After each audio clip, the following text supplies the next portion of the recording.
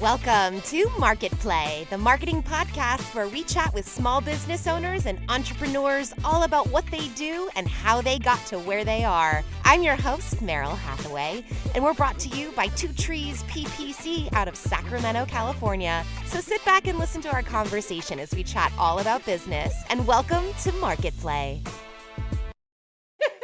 Hello, I'm Meryl Hathaway, and today our guest is Hailey Kleinhans, who considers herself an artist, creative, and entrepreneur.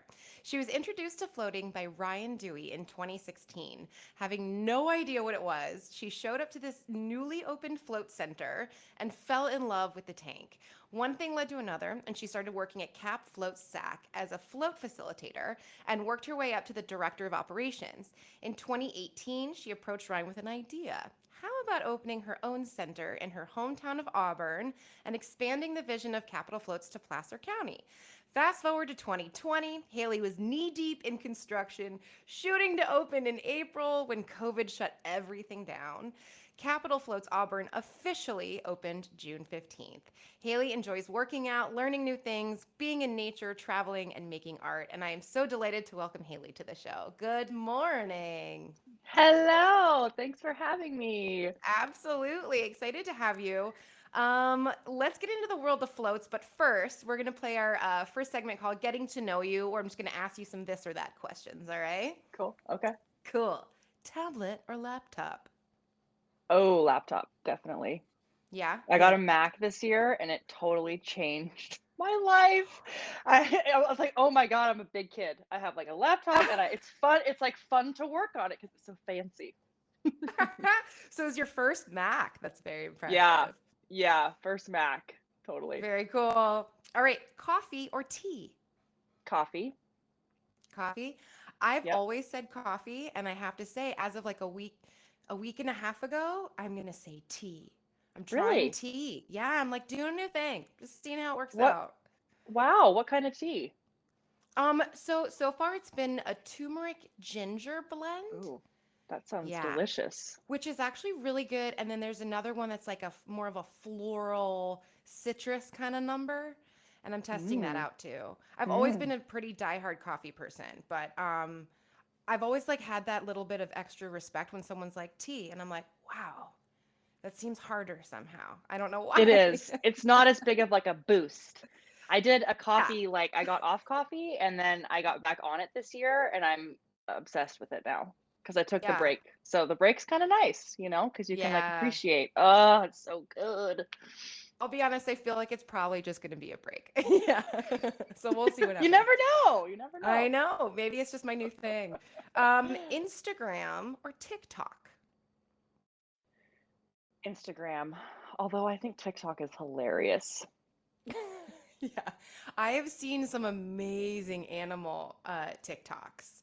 People have sent me, Yes. I got one this morning that was just it was just like a little chihuahua that was like prancing down a hallway like I exactly to the saw beat that of one. music. Did you see that? Must be like exploding or something if you just saw it too. But it was so funny. I loved it. I'm a dog lover, but I was just like blown away by it. It was like to the exact beat of the music. It was amazing. All right, the ocean or the pool? Oh, the ocean, definitely. I thought you were gonna say mountains, and I was like, oh, I can't answer that question. That's Oh, hard. that would have then maybe that was a better question for you. So you can't answer that one. You'd it's too hard. It's too hard. Yeah. But definitely the ocean. I love the ocean and I love the mountains. So if it was the mountains or the ocean, I would say pass. Okay, fair enough. Fair enough. I will not force you to answer. Netflix or YouTube? Oh, This is a I think it stumper. depends on what I'm looking for. I Right. like YouTube for like educational, you know, learning new things, and Hmm. Netflix for everything else. I just Yeah. watched the Michael Jordan documentary and Oh, I'm isn't late it to the good? party and I'm like, this is incredible. Like What I is loved it.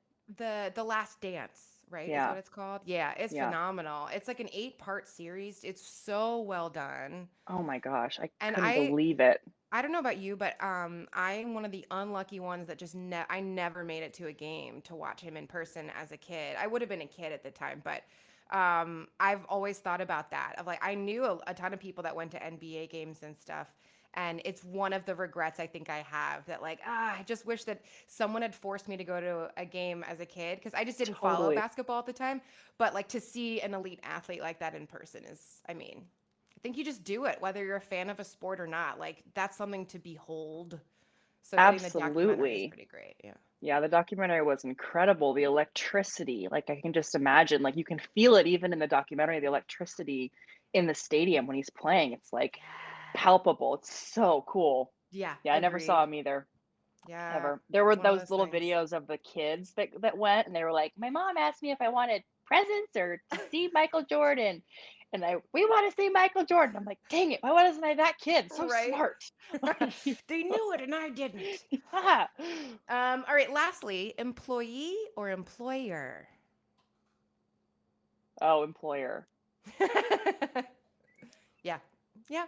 I feel like I had a feeling you were going to answer that. So speaking of which, let's go back, rewind the clock, and play humble beginnings. What was your very first job ever, ever, ever? The very Mm. first time someone paid you to do something. Well, that was babysitting, definitely. Yeah. Very, very first thing, um, which I loved. I love kids. Did So, you? And you loved it yeah, then too? Yeah. I did. I actually babysat for this family and they had 4 kids. And I Whoa. was like really intimidated by it. And then I loved it. Like, I loved the kids. We went to the like pool together. Like, I remember I was the babysitter all summer and we like did all these activities. It was so fun. I loved it. Summer babysitters have it made, right? Like Yeah. if you get a gig and it's for the full summer. I had that once, but it was just for one kid. And she was like 2, I want to say 2 at the time. Really Hmm. funny. It was my next door neighbor and her name was Meryl. So I was big Meryl and she was little Meryl. Like what are So the cute. odds of another kid moving in next door with my exact name? But because it was for the summer, it was like we just played all the time. We were just outside playing all the time, like going to the pool and going for walks and playing with like the different little tricycle things. And any Yeah. other time of year is much trickier because you're inside and having to entertain, which I think is a lot Yeah. harder than just being Yeah. outside and active. It was so fun, and they lived up here where I live, so everyone has a huge yard, and there's, like, just forests to explore and things to, like, investigate, and kids are just I remember, like, because there were 4 of them, like, trying to manage everyone and then, like, being like, I don't have to do that. I just can hang out, and they'll just come to me because they kind of entertain themselves, you know? Um, Yeah. but it's just yeah, kids are awesome. I loved that family. I loved babysitting those kids. And I saw them recently all grown up and I was like, "Do you remember me?" And they're like, "No." I'm like, "Oh, you were so cute. You were like 3 years old." There were They're twins. There like, were 2 twins and then like don't 2 older remember you. ones. They're like and I'm like, "Oh my god, you were such a big part of my life. You don't remember me?" Like it's just so funny what kids remember and what they don't remember, you know? So, Yeah. No, it's totally true. Like to you, they're like a huge thing and you spent all this quality time and yeah. to them you're like this faint memory. Oh, yeah, that girl that let us eat popsicles all the time. Totally, like, Yeah. yeah, I mean, that's a yeah. good way to remember anybody though. Is the guy that gave Yeah, you that is a good popsicles. memory. So what Yeah. about the next job that was more of like a formal job beyond like that first initial babysitting? Like where did you jump to at that point? So, I worked at a bead store. Oh, Yeah, that's like fun. beading. Yeah, that was my first, like, real job. I was, like, a W-2 job, Yeah. and I loved it. I was really into I'm always been really into making things with my hands, and so, I worked there for a couple of years. I saved up to buy a car from that job. I got to work with Wow. like older women, which was really cool for me. I think I was 16 when I got this job, and I worked there until I was no, I guess I was 15 and worked until I was like 17. And so I worked with these older women that worked there that were all into like crafts, and it was fun to have those relationships with those women because Yeah. at the time it was difficult with my mom. I think it's normal for girls to have a hard time at that age with their mom. Oh, yes. Yeah, That's like I a was a real in the nightmare. midst of it. We were Yeah. all a nightmare. I mean, Yeah. to be fair, your hormones are exploding. How could anybody Yes. be normal? Yes. I like hated my mom and now I love her obviously, but like we just had it. We were like this. And so being around those women that were of my mom's age but weren't my mom, I think it was good for me to like, you know, have that guidance. Yeah. Um and it was the first time I really like made money. Like babysitting was, it's like those little odd jobs you do as like a kid. But that was the first time I really like made money and like had a like I wanted a car, so I like saved up and bought a car, and like it was really cool to have that independence and autonomy.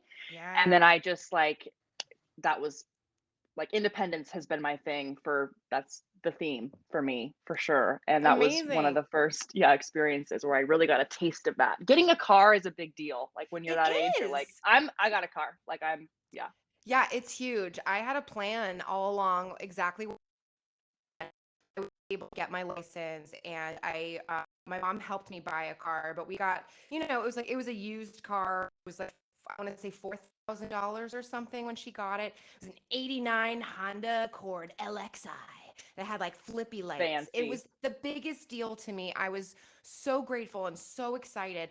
And the first thing I wanted to do was I took my little sister and we went to 7-Eleven and we got Coke Slurpees. We were like, we can do this without Fancy. mom. Oh, you're so We can do this cool. all on our own. That was like a plan.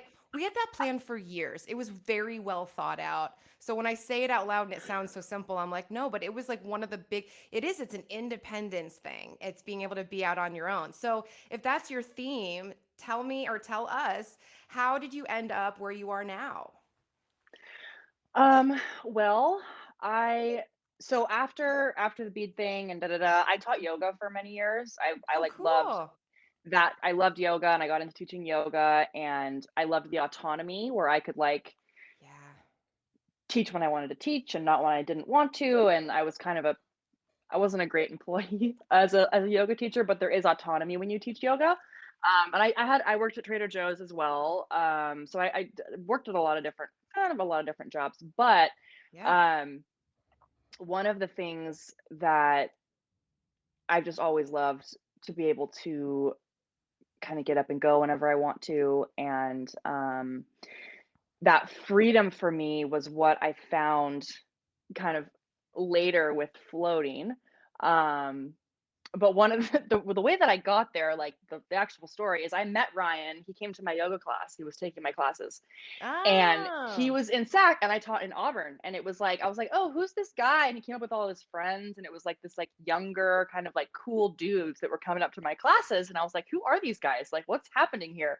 And they were coming to my class. They'd come on Wednesday at noon every week. And then Ryan stopped coming, but his friends were still there. And it was like a thing. He like wasn't there for a while. And I was like, what happened with Ryan? Like, what's going on with him? Yeah. And they were like, yeah, he's opening a float center. I was like, I don't know what that is. Like, what is that? And Fair none of them could give question. me an answer. None of them could like answer the question. They were like, yeah, you probably should just ask him about it. And I'm like, okay. So, They're like, um, I don't know. I don't know either. yeah. So I reached out to Ryan. I was like, hey, what's up? How's it going? And he was like, yeah, I just opened. You should come do this. And I asked him like, what is it? And he was like, you should just come try it, which is it's just really funny. Like that's the way that floating kind of it's really a trying to be able to explain it, and then it's even hard to explain after you've done it. So Yeah. anyway, so I came down and floated and I loved it. I had an amazing first float. It was so playful, so fun. I was like laughing and it was incredible. I didn't really know what was going on, but it was great.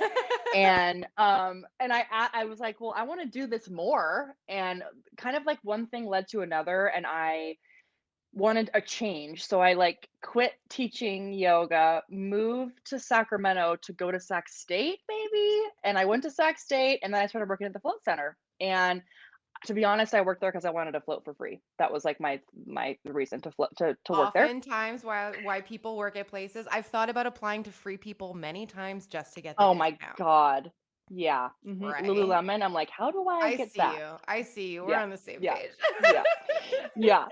Yeah. And Ryan actually jokes. He says that he he wanted to fire me at one point because I wasn't a good employee. I was just there to float for free. So I was like, kind of just there on the weekends, and I was always asking for like weeks off at a time because I wanted to go to festivals and like, I was Super dedicated to living life this and chill work. life. I got to go see music and the freedom thing, anyway. Yeah, Um it's a theme. yeah, and then at some point, I don't know, I think that I just started to like pay attention to how people were coming out of the tanks and what was happening for them, like once they exited. And I started to build relationships with the clients where Mm. it was like, oh, like you're going through something and this is really helping you. And being able to have those kinds of conversations was really inspiring for me. And also, I was floating a lot. So I was also having those kinds of experiences where I was getting to see like what was happening when I was doing it. Really, I was floating like twice a week, really consistently working there. And I just was like, wow, this is not only cool, like there's something happening here. And it's very profound. So tell me a Um, little bit more about that. Like, what exactly is this experience like for someone who has never done it and understanding that saying, I'm going to go float. We all know what floating, you learn how to float so you don't drown, but what does mhm. going to float and these experiences you're referring to, what is that about? Yeah, so the float tank it's more of a float room. So it's a large tank and it's filled with 10 inches of water. It's about that much water. Okay. And it's warm to body temperature. And then dissolved in that 10 inches is 1,100 pounds of Epsom salt. Um, Whoa, that's a lot of yeah. Epsom salt. Yeah, so if you've taken like an Epsom salt bath, you like pour in Yeah. a cup, oh cool, I'm gonna relax. And the tanks are it's super, super concentrated. So the water is very like soft and heavy. It's really interesting the texture of the water. But you step in and it's like you step into water. Like you can't tell that that's Okay. what's happening in there until you lay back. So the tanks are big. There are tanks. There's a lot of different kinds of tanks, but our tanks are 8 feet long, 4 feet wide, and 8 feet tall. So it's a large like chamber that you open the door and you step into. Hmm. Um, and when you lay back on your back, the water supports you without any effort. So you Sort of like just the Dead float. Sea. Have if like in the Dead Exactly. Sea? Yeah, exactly. Ooh. Because I've Yeah. been to the Dead Sea before. One of the most incredible experiences I've ever had. And it legitimately, there's so much salt in it that you step in and your foot almost bounces right back up at you. So you can literally just try to just slowly lean forward and it's almost like the water just takes you. Is it Yeah. sort of like that? Yeah. Yeah, totally. It's really cool. The sensation is unlike for most people, unlike anything they've ever experienced, unless you've been to the Dead Sea.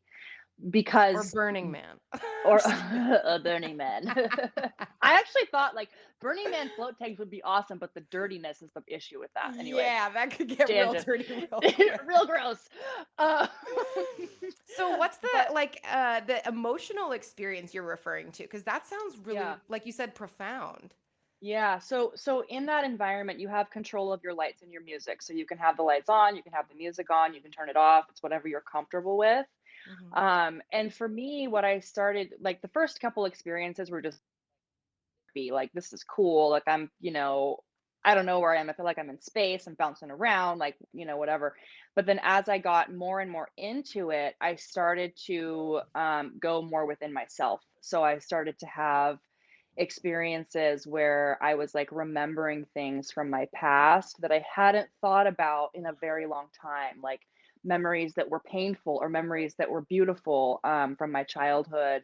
And also just and like seeing them in a different way. It was like I had this stuff come up for me that needed to be worked through, I think, and that just it was gentle. It was like I don't know, my mind was in a place where it was able to have those recollections without the charge of the emotion behind it, of whatever the pain was or the fear was around it. Um, and so and they would come and then they would go, and it wasn't like the intensity that when you have a painful memory and you think about it and you're like, ooh, I don't want to think about that. Get that away. I gotta do something else and kind of push it out of my sphere so I don't have to think about it. And because it's it hurts. In the float Definitely. tank, it was more gentle for me in my experience. And so that was starting to happen for me, and I was starting to work through some things. And then I was also starting to have like visualizations and ideas um, about stuff that I wanted to do or things that I was inspired by. I was at Sac State when I started working at the Float Center, so I was an English major and I was really into writing. So I would have like really cool ideas about like poems or things that I wanted to write about or things that I wanted to say, and I would often forget about them when I got out of the tank. That kind of happens sometimes. Yeah. Um, to be fully honest, it's like you get this crazy download and then you're like, oh my gosh, what was that? I don't know. It made me feel really good. I'll remember it at some point, and then usually I would remember it a couple of days later. Um, Sort of like waking up after a really vivid dream and you're like, if I don't talk about this in the next 30 seconds, it's going to be gone. yeah, it's gonna be bye bye. Yeah, Wow. yeah, So you're having all these crazy experiences. You're still in school. You said you're an English major. And did something shift? Like did you decide to make a shift at that point? yeah. So I there was an opportunity at the center. Ryan needed a manager. And I approached him and I said, hey, I want to manage your center. I think I could do a great job. Um, Coming from the employee that wasn't that great to like, you know, being like, I want to do this. He was like, okay, we can try it out. What gave you that confidence? Because I feel like that's something that so many people have this, imposter syndrome or this feeling of like, how would I possibly handle XYZ if I've never done it before? And especially someone who's a self proclaimed not great employee. How did you have the confidence to say, I can not only manage, but then approach him about it like that? That's a great question.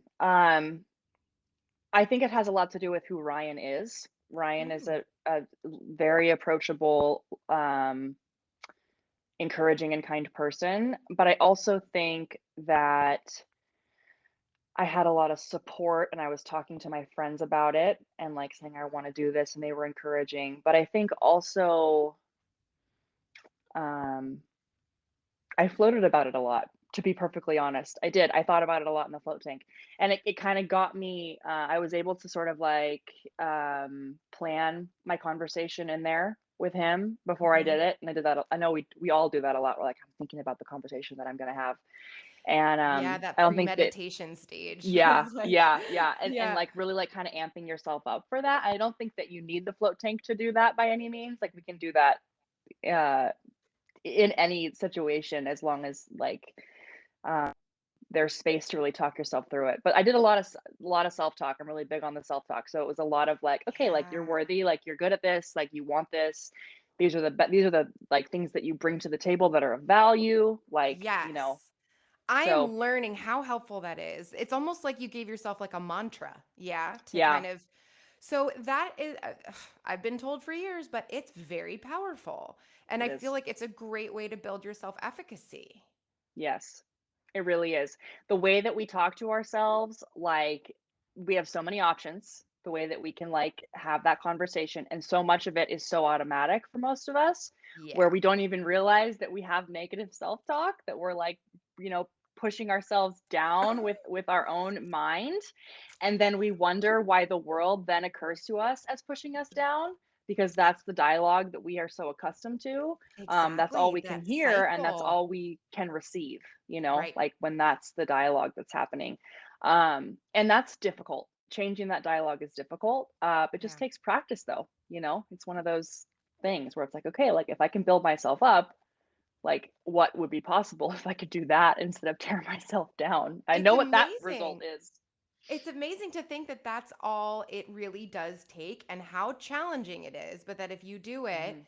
it allows you to take these risks that otherwise are really they're impossible. You can't put yourself forward for a management position if you're not in the headspace of I know I can do this and I'm going to convey that to this person. So you went to him about the manager position and he let you have it, I would assume. He What did. happened? Okay. He did. He was like, "Well, we can try it. Let's see how it goes." And that was all I needed. I just ran with it, and I like I I'm the kind of person that anything that I do, I'm gonna put like 150, 200% into it, and I approached it this way too. I was like, "I'm doing this." And, it Yes. very quickly escalated where it was like he just was giving me more and more responsibilities, and he also Ryan's style and something that I've learned so much from in a great coach and a great mentor and a great boss is somebody that, um, will trust the person that is in front of them, and not micromanage them and be there as an ally to them and be there to encourage and be there to encourage their greatest real potential of what's possible for them. And Ryan Yeah. really did that with me. He was like, I would say, I want to do this thing, whatever it was. And he would say, cool, like, what's the plan to how to execute it? Um, Instead of Almost like like, finding all the holes, he would be like, yeah. okay, like, what's the next step? And then it taught me how to like go to the next step first and then come to him and say, hey, this is the thing I want to do. And I would lay it all out and go, this is why it's, going to work or whatever. And Yeah. it was that coaching for me, was really amazing. I'd never had that in a boss kind of relationship, someone that really like was for me in that way and Yeah. wanted to see me thrive and grow. Um, It's and the he's, best way of managing people, but also inspiring people to do well beyond what their job responsibilities really are. yeah, That's yeah, and it's awesome that you had the opportunity, like the opportunity sort of presented itself, but you went and you grabbed it. I mean, you yeah. grabbed it and then ran with it. So let's fast forward just a teeny bit to how did you try to open up your business with COVID when Mm. you did end up opening up in June. So how did that happen? Because I think a lot of people had a lot of things moving, and I'm just curious how that worked out. Yeah. Constr so just backing up a little bit, construction on a float center is really difficult. I had no idea what I was getting into. I approached Ryan to open, and I had no clue what I wanted, what I was getting into. The amount of naivete that I had is insane. I was so naive. Um, Which sometimes can work to Thankfully, your benefit, don't you think? thank Like, I thank mean, God. sometimes, not always, but It to be honest, it really can because it's like, if I had known how hard this was gonna be, I don't know that I would have done it, to be perfectly honest. yes. But because I had no way of measuring it, even though everyone was telling me it's gonna be hard, I was like, "I'm fine, like, I can do it, it's gonna be no big deal." It was really hard. So, we're at this so it was funny because I like, the construction it was almost a year to open. So, it was like I don't know, it was March, and the tanks are the last thing that comes to a float center. Like, it's the last piece of the puzzle to put them in. So the tanks are, like, ready to go, right? They were, like, in the line to get shipped out and have them installed, and I had this call with my partners, and, and COVID had just kind of, like, was on the scene, but we weren't sure what was gonna happen, and things were starting to close, but it was unsure. We were like, "I don't know what's gonna happen," and I'm, as I said, naive, and I was like, "Guys, this is the right time for people to float. They need this more than ever right now. We can Yeah. open. It's not gonna be a big deal. They're gonna love it. Like, it's gonna be great." And, one of my partners, he was like, I think we need to talk about a different plan because I don't think that, but I think we need to talk Right. about a different plan. So Yeah. we just kind of pushed the pause button. And I'm so grateful that I did because I was so stressed out for that year. And I was such on a like on a such a tight timeline to get things Mhm. done that, to be honest, having that month, we basically pushed off a month. We were going to open in April and we pushed out a month, to open hopefully in June. We weren't sure, but that was what our goal was. And it gave me a month to kind of take a deep breath and slow down a little bit and get centered again before opening with this kind of like rushed sort of mentality. Yeah. Um, and I invited all my friends and family to come float. We did a soft opening, and people that hadn't I encouraged them to invite their friends that hadn't met me and hadn't floated, and we brought them in and they experienced the center, and then we just kind of were off to the races. It was really slow to start. Sure. I People mean, weren't it really probably sure. had to be. Yeah. Yeah. they weren't sure if it was safe, like what it was. Like it's a new business in a new demographic with very little visibility of what it is Hmm. during COVID. So So how did you get people to know about it? How did you build based off of that? I'm very curious. So I just talked to everyone about it. Literally, I would go to any place in town or around and just go, "Hey, have you floated before? Do you know what it is? Here's a card. Here's a free float. Come try it." They're like, "Who is this crazy lady?" I did that.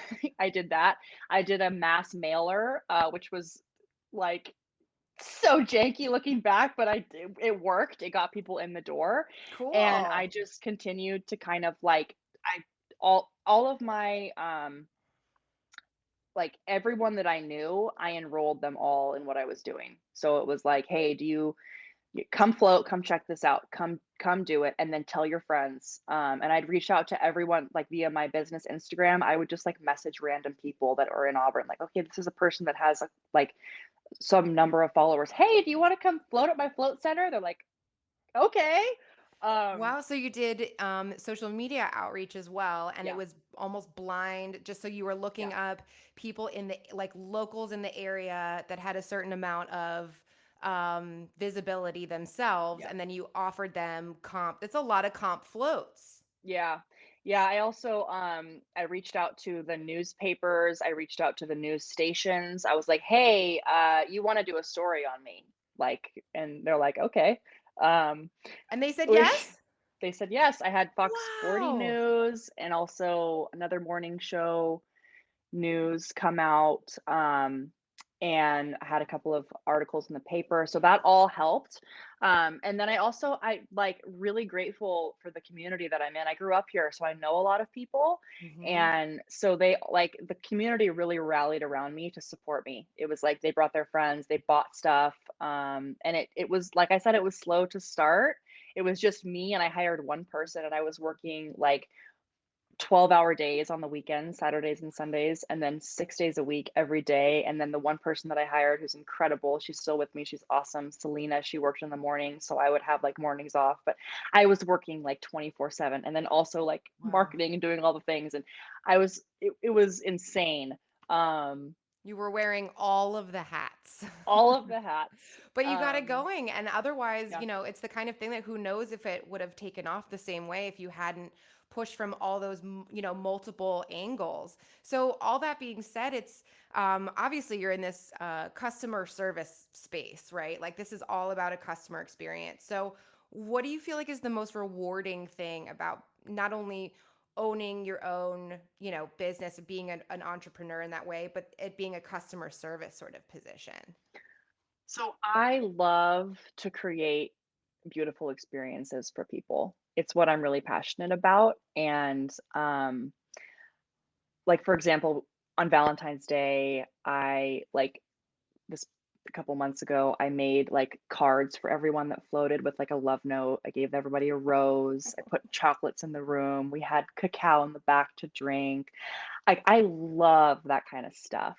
I love, like, being able to give something to someone that they didn't expect and for them to like receive that gift. And that's what it is at the float center, even when it's not a special occasion. The way that I approach training my staff and interacting with my clientele is that every single person that is in front of you matters, and the person that's in front of you is really the only person that matters in that moment. So no matter what you else you have going on, like whoever's in front of you, like just be present with them, and get to know them and have a conversation, and it's going to reward both of you in ways that you literally just couldn't imagine. um I love that. yeah, It's so powerful to lead with that sort of just compassion for humanity, person in front of you in that moment being your focus. It's a great way. So, and training your staff in that way also, I just think is so important, because if you trickle down from the top like that those are the values. I mean, I know that you weren't a great employee. It sounds like you're a really good entrepreneur and manager, though, because those are the thank things you. that I would imagine any employee would be really excited to work for. Yeah, I really spend a lot of time with my staff. It's what I really care about because they are the face of the business when they're there. You know, when you're at the center, you work by yourself. So Yeah. I tell them like you're the owner really when you're here, and this is your space. So curate it as you will. But it matters to me that they are supported and they also receive the level of presence that I'm asking them to give to clientele. Yeah. Um, and it's such a great for me, the growth is incredible because of the amount of management is hard and you get to have all kinds of fun challenges of personalities and just all of that in the mix. And so learning how to let go of control for me has been a big one. And Yeah. That's lead, hard. it's hard. Lead with presence, and lead with that same mentality that Ryan led with me of like, how can you encourage the best potential in this person? How can you show up for them in a way that supports their growth, regardless of what the outcome is for you? Like, how can you be that leader in that way? So, Yeah. Oh, I yeah. love everything about that. That's really a fantastic way of running a business. So, before we jump into branded, our last segment of the show, I would love to just hear a little bit for people who, again, haven't tried this, don't know a lot about it. What are like the health benefits, the mental and kind of emotional, or the mental and physical health benefits of floating? Yeah, so the physical benefits, the water is it's Epsom salt, so it's wonderful for aches and pains, for chronic pain, people that are recovering from injury, maybe somebody that has limited mobility in the body, back pain, neck pain, shoulder pain, all those things. That's going to help reduce inflammation. It's also wonderful at rehydrating the cells. So the magnesium is absorb exactly. As Yeah, I drink my is water. drink your water, absorbing through the skin. And magnesium is an essential mineral for nearly all the neurological and gut connections that are happening in your body. And so being in the float tank is going to just help the cells communicate better, so that you can show up better in the world. So that's a really profound physical benefit. It's Definitely. also, Wow. yeah, wonderful for fatigue. So if you're somebody that has trouble sleeping, it's great for insomnia and helping promote a better night's sleep. Um, and then the mental benefits, kind of what I talked about, it's a great way to do your own therapy. Right. But it's also, yeah, but it's also, it helps reduce stress and anxiety at a pretty profound level. Going in there in that environment, you're going to be able to relax into a space that you just can't really do in other situations. The heart rate is going to become more normalized, like lower heart rate and greater heart rate variability, which is an indication of lower stress. And um, yeah, I That's mean, pretty amazing. the spiritual benefits are like however you want to take it is however you want to take it. What I love about floating is it's accessible for anyone. So it's like if it's somebody that is just like hurting and they need relief, it's great for them. If it's somebody that's hurting mentally or emotionally and is working through like a serious life event or something that was traumatic, or they have a big decision ahead of them and there's uncertainty, it's wonderful for that. And then if there's somebody that is like a really avid meditator and just wants to reach new levels of consciousness, it's there for them too. So it's really an accessible modality that anybody can use for whatever the reason might be. Wow. That's powerful. That's so cool. No wonder you fell head over heels for this thing. And it's just making me know that I mean, I definitely want to try this out because yeah, for all the reasons listed above. So thank you for explaining it so articulately. Let's jump into branded, our last segment of the show. So this is where I'm just going to ask you a couple of fun questions that are related to floating, and just if they're right, great. If they're wrong, great. You get all the points regardless. Cool. Okay.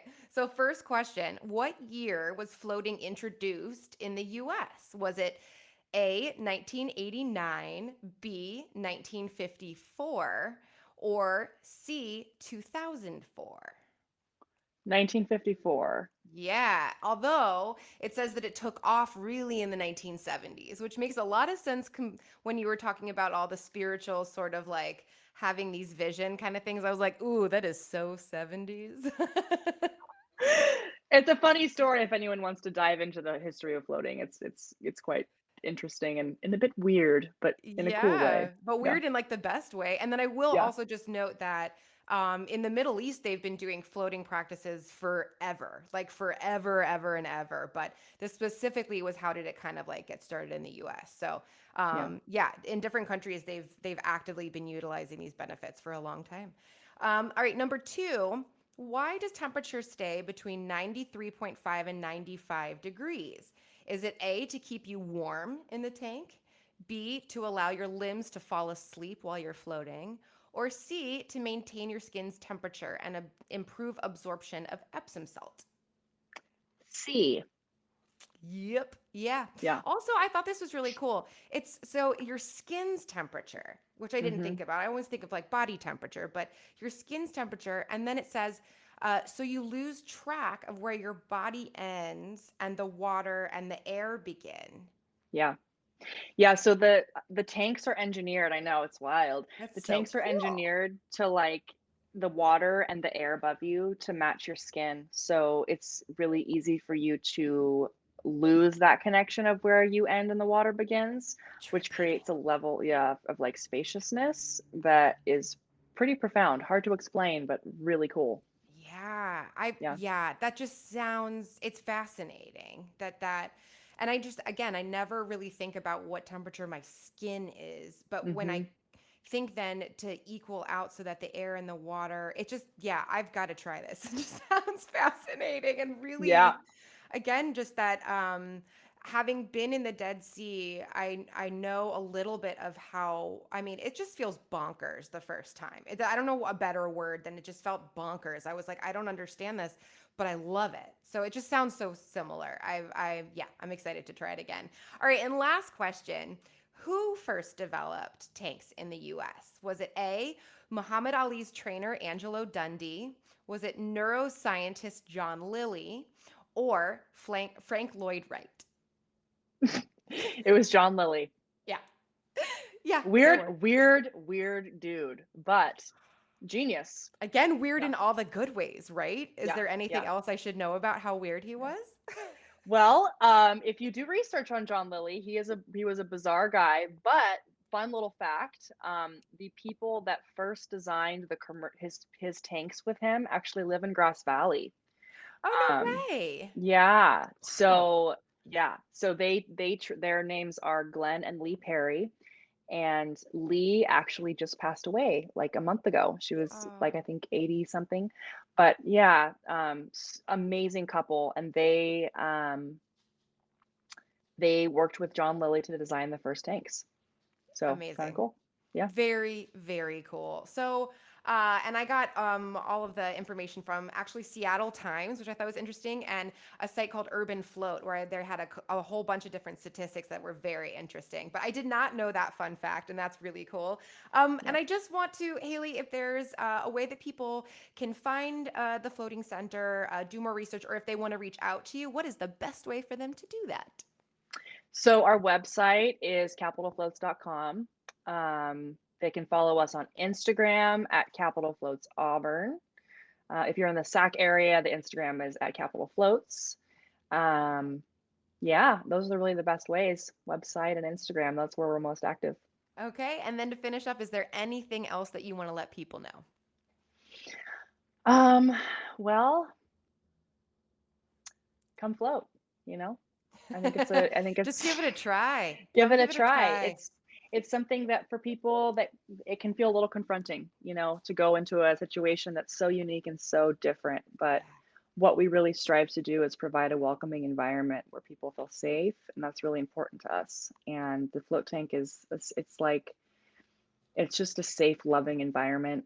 And it's rad. So come do it. It sounds amazing. Definitely, like I said many times, I'm going to have to try this. So, thank you so much for being here. Thanks for explaining everything. It was really cool to hear your journey. And I hope that you have a safe and happy weekend. Thank you so much for having me. You as My well. pleasure. Thank you so much for listening to MarketPlay this week. I'm your host, Meryl Hathaway. We're brought to you by Two Trees PPC out of Sacramento, California. Always fighting for the small business. If you liked our podcast, don't forget to subscribe, leave us a review, and share it with your colleagues. Have a safe week out there, and we'll see you next time.